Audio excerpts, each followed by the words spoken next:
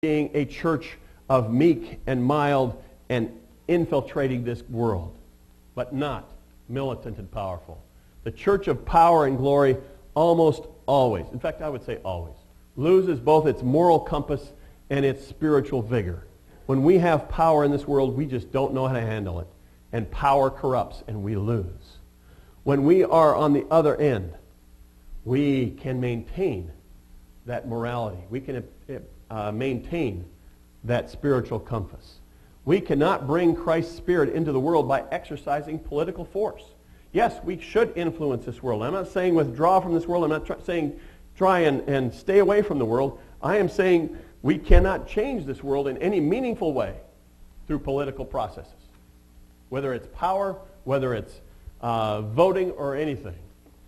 We need to know that we change the world through our presence, through our prayers. Another false alternative wants to place the church under the authority of the state. And really one of the worst examples of this was during World War II in Germany. One of the pastors in Germany at that time wrote this: "A people's church will have to declare that the love of our fellow men must be subordinated to the idea of national honor." They let the state tell the church what to believe. Now, as you know, the Bible says, love your brothers. You don't get around that. That's the greatest commandment. But they said, oh no, that's not the greatest commandment. The greatest commandment is our national pride, our national honor. And so we can do anything that will help our national honor. And the state had taken control of the church. We cannot let that happen as well. We must reject both of these extreme views concerning the relationship of the church and the state. So what are the implications of Jesus' response for our situation? Hopefully we don't live in a world where the church runs everything. We don't live in a world where the state decides what we're going to believe. Both of those are bad. So what are the implications? First one is that Jesus rejects violence as an alternative. He is not a revolutionary. He is not come from Galilee as another Judas to revolt against the Romans. There will come a day when he will march into town as king. But in the meantime, he is not advocating using violence as a means of overthrowing the government. A violent Roman regime overthrown by a violent Jewish regime, what do you got? You just got another Herod who wants to rule everything. And sooner or later you will lose everything that you have. Violent overthrows of oppressive regimes change little. Unless there is real heartfelt change there, unless there is a moral ground to it, violent overthrow really doesn't accomplish much. And the problem is that evil never goes away. Power corrupts, and absolute power corrupts absolutely, and it will come back. It takes something far more revolutionary than a revolution to change this world. And that is the love of God, working through the Spirit of God into this world as we are salt and light. Violent revolution fails because it is not revolutionary enough.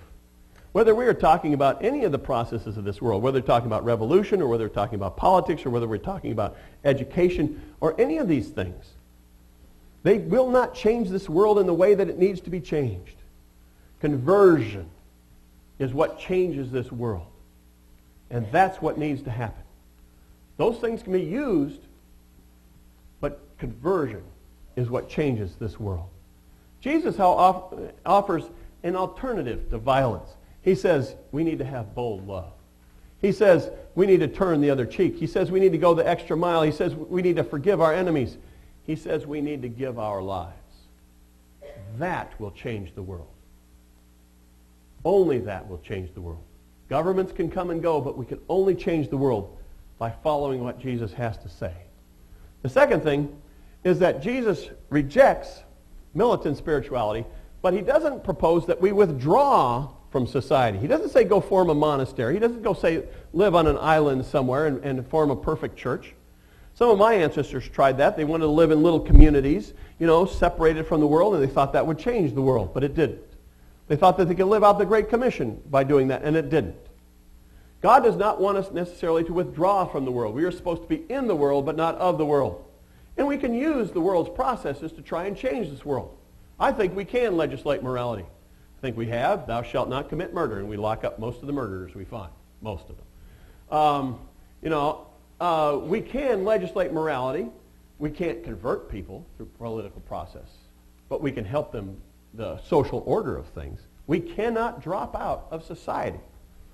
Jesus doesn't tell them to have nothing to do with the government. He says, render unto Caesar what belongs to Caesar. He says, paying taxes is all right because we're part of the world, and governments are here to help us. Christians may be free from the law, but that doesn't free us up from civil commands. You can't just say, I'm free. Jesus Christ says I'm free. Paul says I'm free, and I can disobey any traffic law you want. Are there laws against heckling at parades? I think there is now.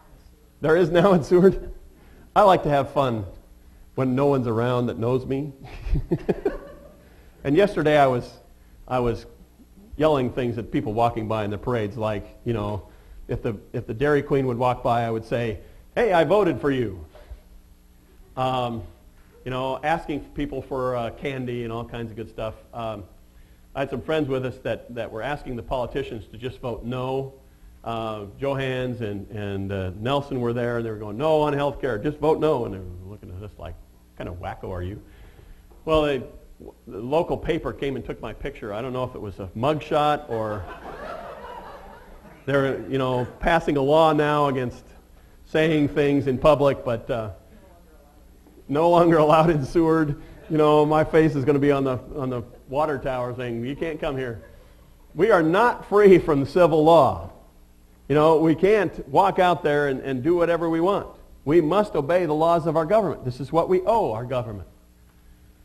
Third thing that Jesus says is that what we owe our government is limited.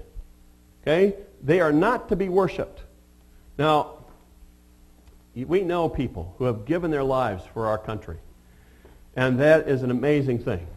Many of you have sacrificed your time and your health and your lives to serving in the military. That is a tremendous thing. But what we owe the government is limited. It is limited. We do not owe them our worship. We owe God our worship. If we do business with Caesar, we play by Caesar's rules. If we want to live in this world, we have to play by Caesar's rules. We only owe Caesar those things from which we gain benefits. If they provide us roads, we pay taxes. I don't know what you think about health care, but we may have to pay for that.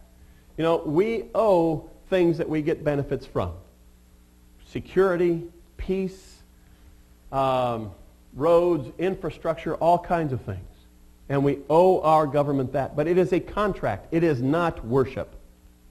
We cannot worship our government. Taxes are a trivial matter compared to what we owe God, which is our entire life, our love to Him. We may owe Caesar money, but we owe God everything. And we need to understand that. We need to be tremendous citizens in this world, supporting our government, voting, getting out there and helping the government. Helping it to be the best that it can be. But we owe God our lives. The problem comes when the government oversteps its legitimate bounds and asks the church to do something else. Asks the church to modify its theology. Asks the church to believe in something besides God and what He has commanded us in the Bible. When the government does that, then we need to follow God. And this is what Peter says. We ought to obey God rather than man. Jesus was killed, we need to realize, by both king and priest. He wasn't just killed by the king. He was killed by religious leaders as well. And when the religion oversteps its bounds, when the government oversteps its bounds, then we must perk up and take note. The early Christians adopted a positive view of government. Now, I don't know, I haven't talked to all of you, but I'm sure some of you going, our government is, we got to watch them. But the early Christians, Paul and Jesus,